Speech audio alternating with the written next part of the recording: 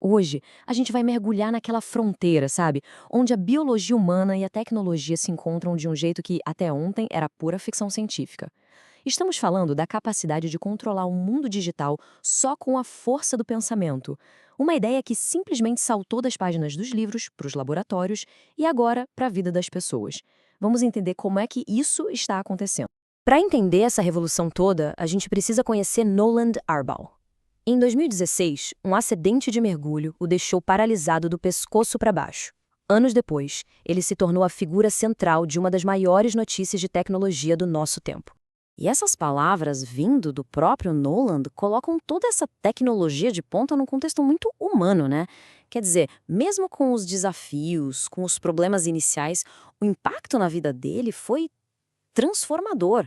E é aqui que a coisa fica impressionante. O Nolan, sem conseguir mover os membros, apareceu numa transmissão ao vivo e lá estava ele, movendo o cursor de um computador, jogando xadrez e até jogos bem complexos como Civilization, tudo com a mente. A pergunta que todo mundo se faz é óbvia, né? Como? Como um pensamento vira uma ação numa tela? Para responder isso, a gente precisa entender qual é a tecnologia que está por trás dessa mágica. Essa tecnologia que permite essa proeza toda tem um nome: Interface Cérebro-Computador, ou BCI, a sigla em inglês. É ela que faz essa ponte entre o que a gente pensa e a ação digital. Na essência, é como se fosse uma ponte direta entre o cérebro e um aparelho. A ideia é capturar a intenção de movimento lá na fonte, no cérebro, sem que o sinal precise descer pela medula espinhal, passar pelos nervos, até chegar nos músculos. É um atalho. E existem basicamente duas abordagens para fazer isso. A não invasiva, que é tipo um capacete de EG, sabe? É bem mais segura, mais prática, só que o sinal que ela capta é meio sujo, cheio de ruído, porque tem que atravessar o crânio todo. A outra é invasiva, como o implante da Neuralink. Aí os eletrodos são colocados direto no cérebro. É muito mais arriscado, claro, mas a qualidade do sinal, nossa, é imbatível. O processo todo funciona em 4 etapas bem definidas. Primeiro, o cérebro gera um sinal elétrico quando a gente tem a intenção de fazer um movimento. Aí, os sensores do implante pegam essa atividade. Depois, um aparelhinho do lado de fora processa esses sinais. E, por fim, algoritmos superinteligentes traduzem esses dados num comando digital. Tipo, mova o cursor para a direita. Olha, apesar da Neuralink estar em todas as manchetes, é muito importante saber que ela não está sozinha nessa. Existe uma verdadeira corrida tecnológica acontecendo agora, com várias empresas e centros de pesquisa correndo para avançar nesse campo. Essa jornada não começou agora. A pesquisa base para isso é lá dos anos 70. Já em 2002, o professor Kevin Warwick fazia experimentos pioneiros com implantes. Mas foi o caso do Noland Arbal, em 2024, que realmente jogou essa tecnologia nos holofotes para o grande público. E essa frase resume perfeitamente o porquê de tanta atenção agora. A tecnologia já existia, sabe? Estava lá nos laboratórios. Mas a demonstração da Neuralink foi tipo o lançamento do primeiro iPhone. Um produto que funcionava tão bem que mostrou para o mundo inteiro o potencial real da coisa, fazendo todo mundo querer um pedaço desse futuro. E aqui a gente vê alguns dos principais concorrentes. A Synchrony, por exemplo, tem uma abordagem um pouco menos invasiva, colocando o dispositivo através de um vaso sanguíneo. A BrainGate foi a primeira a conseguir transmitir comandos sem fio, e a CleanAttack já ajudou um paciente a andar usando um exoesqueleto, cada uma com uma inovação diferente. Mas veja bem, controlar um computador é só o começo. O objetivo final é algo muito, mas muito mais profundo. É reparar o próprio sistema nervoso.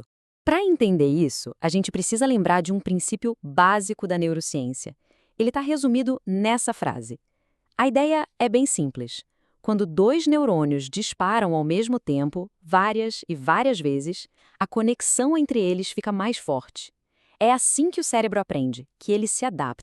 E isso nos leva a um conceito simplesmente revolucionário. A ideia aqui não é só usar um BCI para contornar uma lesão, mas para treinar o cérebro a se religar de outra forma, criando novos caminhos neurais que, quem sabe um dia, podem fazer com que o próprio implante não seja mais necessário.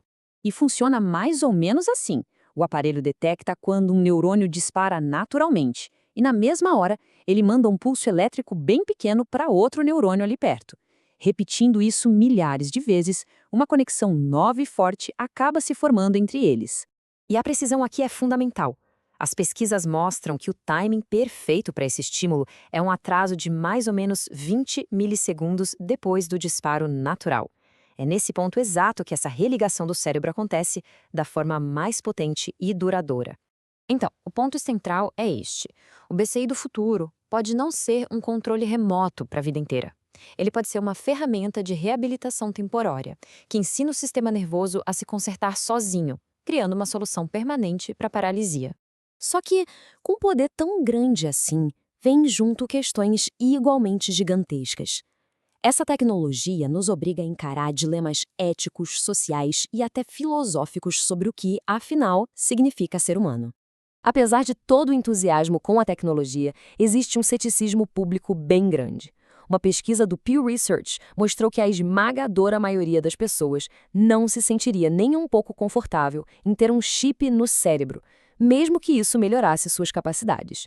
E isso levanta umas questões práticas que dão até um calafrio. Pensa só, num mundo onde tudo é serviço por assinatura. E se o acesso a uma função do seu próprio corpo, uma função restaurada, dependesse de um pagamento mensal?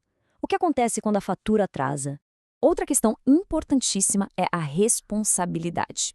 Se um chip desses der defeito daqui a 10 anos e causar um dano neurológico, de quem é a culpa? Da empresa? Do cirurgião? Do próprio paciente? As leis para isso simplesmente ainda não existem. Isso tudo nos leva à grande questão filosófica.